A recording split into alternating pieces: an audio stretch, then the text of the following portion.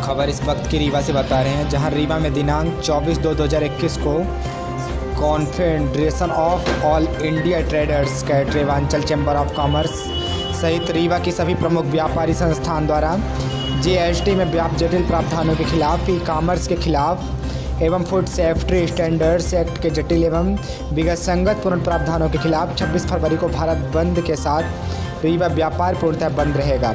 जहां आज press conference करते हुए जानकारी दी गई है कि जीएसटी में व्याप्त जटिल प्रावधानों के खिलाफ हम सभी व्यापारी रीवा बंद का आह्वान करेंगे, जिसमें से सभी व्यापारियों से भी रीवा बंद की अपील भी की गई है। आइए खबर को देखते हैं विस्तार से। जो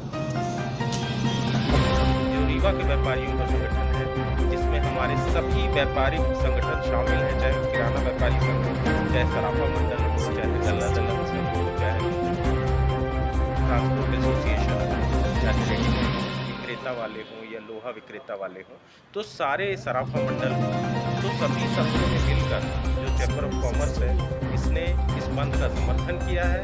जीएसटी के जो लेटेस्ट प्रावधान है वो आप लोग विगत कई दिनों से उसकी चर्चा सुन रहे होंगे, और उसके बारे में जानकारी देने के लिए हमारे संगठनों के अभी लोग हैं। टैक्स बार एसोसिएशन के अध्यक्ष माननीय मिश्रा जी हम लोग साथ हैं, और कैट के जिलाध्यक्ष हमारे लकी भाई हैं, कैट के राष्ट्रीय कार्यकारिणी सदस्य महेश ठारवानी जी हमारे साथ हैं। जीएसटी के जो नए प्रावधान आए हैं, इसके बाद जीएसटी व्यापारियों के लिए एक गले की हड्डी बन गया है।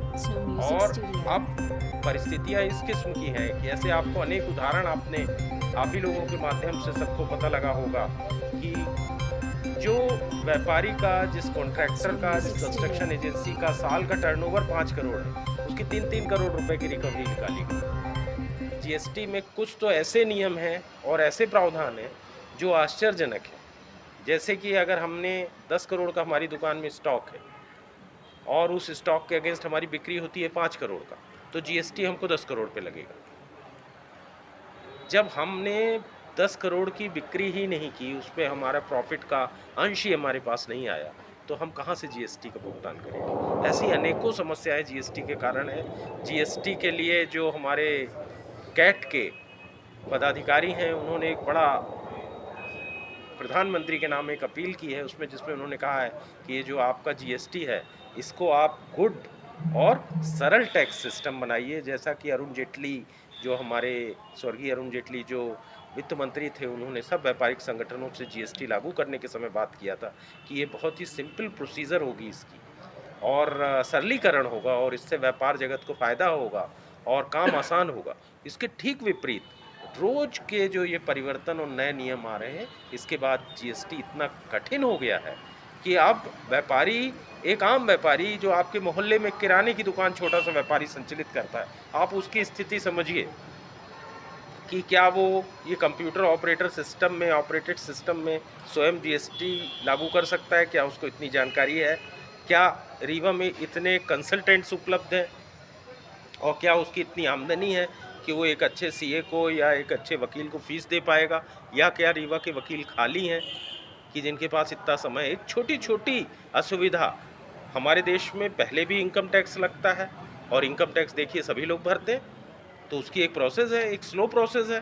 अगर किसी को कोई दिक्कत हो तो उसके खिलाफ अपील का प्रावधान है। तो जो लोग इनकम टैक्स हंसते हंसते दे रहे हैं, उनको जीएसटी देने में क्या तकलीफ है? अगर वो तकलीफ मान रहे हैं, तो इसका मतलब है आपको थोड़ा सा संवेदनापूर्ण ढंग से सोचना चाहिए कि अगर सामने वाला उद्वेलित है तो कोई तो कारण होगा। मैं चाहूँगा हमारे जो कैट के अन्य पदाधिकारी हैं और जो हमारे यहाँ उपस्थित एडवोकेट हैं, इनसे भी आप जानकारी लीजिए जो उसके टेक्निकल एस्पेक्ट्स हैं।